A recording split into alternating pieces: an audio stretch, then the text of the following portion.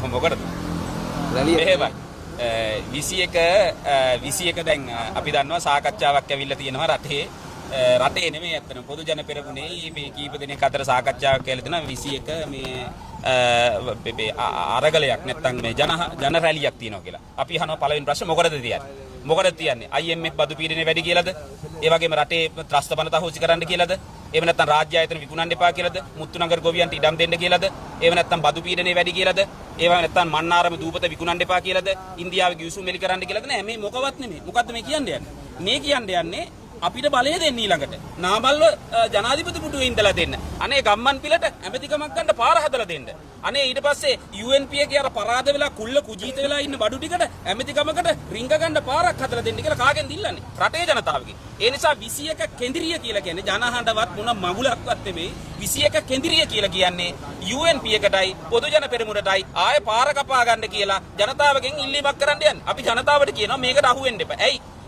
මේගොල්ලෝ මෙහෙමම කරද්දි ඔබට මතක ඇති 22 දී එලවල දැම්මා. මෙයාලා ඔක්කොම මේක කියද්දි ගෝල් ෆේස් එකට අවිල්ලා ගහද්දි ඔක්කොම කියද්දි මිනිස්සු මොකද කිව්වේ? ඔය බයිලාව ඇති කියලා එලවල දැම්මා. ඒ එලවල දාපු අයට ආය අවස්ථාව දෙන්න ඕනේ නැහැ. ඒ නිසා 21 කෙන්දිරිය රටට අදාළත් නැහැ. ඒ කෙන්දිරිය ජනතාව වෙනුවෙන් කරන එක්කුත් නෙමෙයි. ඒ නිසා අපේ සහභාගීත්වයක්වත් මොකුත් එතෙන්ට නැහැ.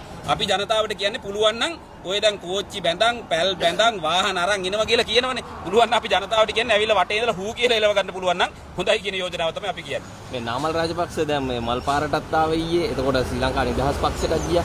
ඔබතුමා මොකද හිතන්නේ මේ එකතු වීම ගැන? නාමල් රාජපක්ෂ 2022 දී අර 2022 අරගලෙන් පස්සේ මාසයක් දෙකක් යනකල් නාමල් හොයාගන්න නැතුව හිටියේ. බේබි හොයාගන්නවත් නැතුව ඇඳුමෙත් ජරා කරගෙන හැංගිලා හිටියේ. දැන්නේ බේබි එලි බහින්නේ අවුරුදු දෙකකට පස්සේ. ඉතින් අවුරුදු දෙකකට පස්සේ එලි බහැලා ආය යන්නේ මල් පාරට. මල් පාර නැත්තම් සිරිකොතට. ඔය සිරිකොත පරාද වෙලා ඉවරනේ. ඔය මල් පාරේ කාර්යාල පරාද වෙලා ඉවරනේ. ඔය පරාද වුණු මොන කල්ලියක් ගාවට ගියත් ආයේ මේ රටේ ජනතාවගේ වෙනස් විදිහකට ගත්ත ජනමනස ජනතාව ගත්ත තීන්දුව ආපස්සට හරවන්න අපි දෙන්නෙත් නෑ. අපි ජනතාවට කියන්නේ ආණ්ඩුව එක්ක බේරගන්න ප්‍රශ්න ගොඩක් තියෙනවා. ඒවා ආණ්ඩුවත් එක්ක බේරගන්න ඕන කෑ ගහගෙන ඕන තරම්. හැබැයි ඒ බේරා ගැනීම කියලා කියන්නේ පරණ ඉන්න නාමල්ට පාර කපන එක නෙමෙයි.